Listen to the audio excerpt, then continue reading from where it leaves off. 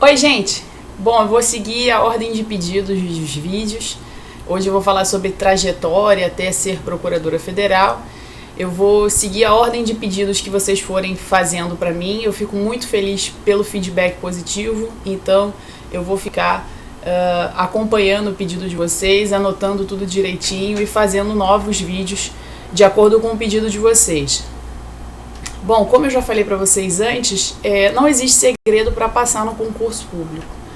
O que existe é muita dedicação e estudo mesmo.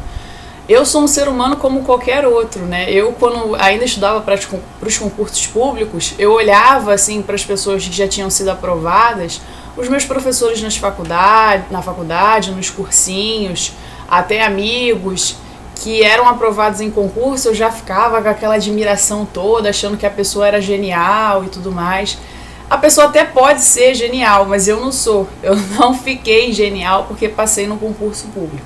Eu realmente tracei uma meta, um objetivo, foi muito difícil. As mesmas mágoas, ansiedades, preocupações que vocês passam hoje em dia, eu já passei. E fui estudando, sim, desistir não era opção, fui seguindo em frente até que eu consegui. Tá? Teve uma época que eu cheguei a fazer terapia, né? Eu fui numa terapeuta e aí a mulher chegou pra mim e falou: mas você não tem um plano B? Porque se você não conseguir, se você não passar... Eu não tinha plano B na minha vida, não existia essa possibilidade e não tem que ter essa possibilidade na vida de vocês. Por mais que o cargo que vocês almejam não seja o primeiro cargo que vocês ocuparem, vocês devem continuar estudando para o cargo que vocês almejam, porque vocês vão chegar lá. Não existe plano B. Ela queria que eu desistisse do concurso e, obviamente, essa foi a última sessão que eu fui. Então, quem não passa pela vida de concurso público não sabe o que a gente vivencia, tá? E o meu irmão mais novo, por exemplo, ele é o meu único irmão, né? O meu irmão mais novo, ele é concurseiro hoje em dia e às vezes ele fica com aquela preocupação e fica me mandando mensagem, eu converso muito com ele, eu falo: você já viu o que eu passei? Você já vivenciou tudo aquilo que eu sofri, tudo aquilo que eu estudei? E você sabe hoje em dia como eu tô, então foca isso, coloca isso na cabeça, porque eu já passei por isso, isso vai passar e você vai conseguir chegar lá. É só estudar, gente, não tem outra coisa. Não tem outro conselho que eu posso dar para vocês sem ser o estudar. Obviamente, vocês têm que fazer um planejamento de estudos. Eu, por exemplo, eu pude deixar de trabalhar, né? Apesar de todas as dificuldades pelas quais os meus pais passaram, eu pude deixar de trabalhar. Então, o que eu fazia? Eu colocava o meu método de estudos como se fosse dentro de um horário, como se eu estivesse trabalhando. Então, eu acordava cedo, ia lá, começava a estudar, sentava o bumbum na cadeira e começava a ler doutrina. Doutrina. Quando eu começava a ficar muito cansada de tanto ler, eu parava, respirava um pouco, tomava um café, voltava. Na época eu nem tomava café, eu odiava café. Eu passei a tomar café quando eu passei no concurso público. Porque tem aquelas piadinhas, né, que se você furar um concurseiro vai sair café, não vai sair sangue. Mas eu não tomava café. Aí eu parava para comer alguma coisa, eu voltava, fazia questões, não voltava direto para a doutrina, fazia questões e aí depois eu ia e continuava a ler a doutrina. Eu nunca li a doutrina pura e simplesmente. Eu pegava a doutrina, começava a ler, destacava os pontos mais importantes num resumo e aí continuava até finalizar o capítulo. Quando eu terminava um livro, eu não repetia esse livro. Eu ficava só no meu resumo. Lia, relia. E eu tinha mania, isso é uma mania que eu tenho desde criança, de ficar lendo em voz alta, como se eu estivesse realmente ensinando para alguém. Meu pai sempre disse lá em casa que eu seria professora. Aí minha mãe: não, mas ela não quer fazer nada relacionado ao magistério. Ela já falou que quer fazer direito. Tinha uma época que eu queria fazer jornalismo. Mas não, como é que ela vai dar aula? Ela não tem perfil para isso, ela não quer dar aula. Ele: não, ela vai dar aula. Ela tem essa mania de ficar lendo em voz alta, de querer ensinar. E ela ainda vai ser professora. e acabou que eu comecei a dar aula, mesmo sem saber que um dia eu realmente daria aula. Então, se vocês quiserem, obviamente, método de estudos é algo muito pessoal. Mas se vocês quiserem tentar fazer isso, quando eu tô cansado, vou parar um pouquinho, 5 minutos não vai fazer com que a concorrência passe na sua frente. Aliás, a sua concorrência é você mesmo, né? Em concurso público você não tem concorrente, o único concorrente é você. Então você para, descansa 5 minutos, faça questões para dar uma distraída na sua mente, para poder sair um pouco daquela rotina. Daí você volta a ler, fazendo resumos e tudo mais.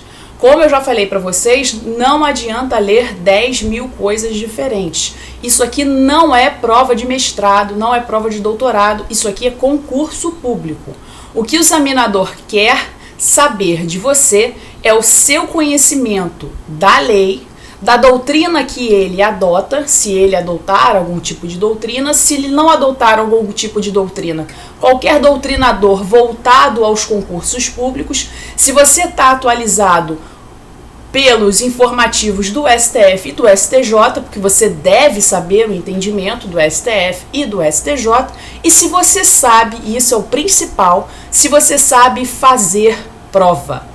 Porque as pessoas não sabem fazer prova na sua maioria. Eu, por muito tempo, não sabia fazer prova. Você tem que estar relaxado no dia, você tem que estar com a cabeça limpa, com a cabeça tranquila. Você deve cronometrar o tempo que você faz uma prova. É muito importante, já vi várias pessoas, sempre ficava como uma das últimas a sair da sala. Então eu sempre via pessoas que não faziam toda a prova porque não sabiam cronometrar a prova. Eu sei que muitas bancas acabam não deixando levar relógio, então fica aquela marcação, né? O CESP tem aquela marcação de horário assim no quadro. Isso é horrível, porque você vira e mexe, tem que ficar olhando, e aí quando você vê, faltam 5 horas para acabar a prova, quando você vai ver de novo, falta 30 minutos. Mas você tem que testar em casa para poder saber cronometrar o tempo certinho e fazer uma prova tranquila na hora. Não se deixar levar pelas pegadinhas das provas ou imaginar pegadinhas onde não tem. E para isso vocês devem fazer diversas questões de provas anteriores para saber como a banca examinadora funciona na hora de uma prova. Isso é muito importante. Várias vezes isso pode ter acontecido com vocês, digam se não aconteceu.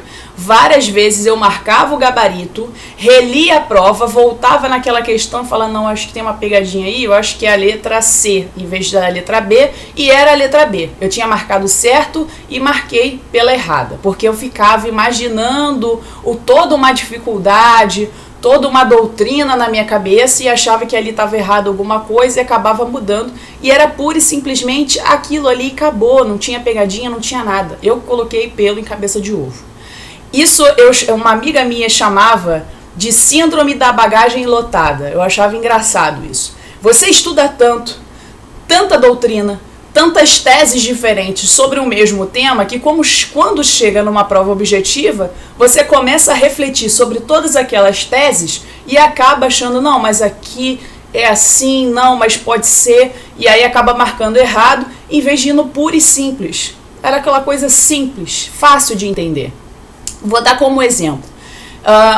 No caso de paralelismo de formas, algo é instituído por lei, deve ser extinto mediante lei. Aí tinha toda aquela discussão em direito administrativo, com várias exceções, poderiam ser criadas por lei, mas poderiam ser extintas mediante decreto ou portaria. No direito ambiental, por exemplo, quando você quer criar um espaço territorialmente protegido, você pode criar por qualquer ato administrativo ou mediante lei, mas você deve extinguir mediante lei, alterar ou suprimir apenas mediante lei.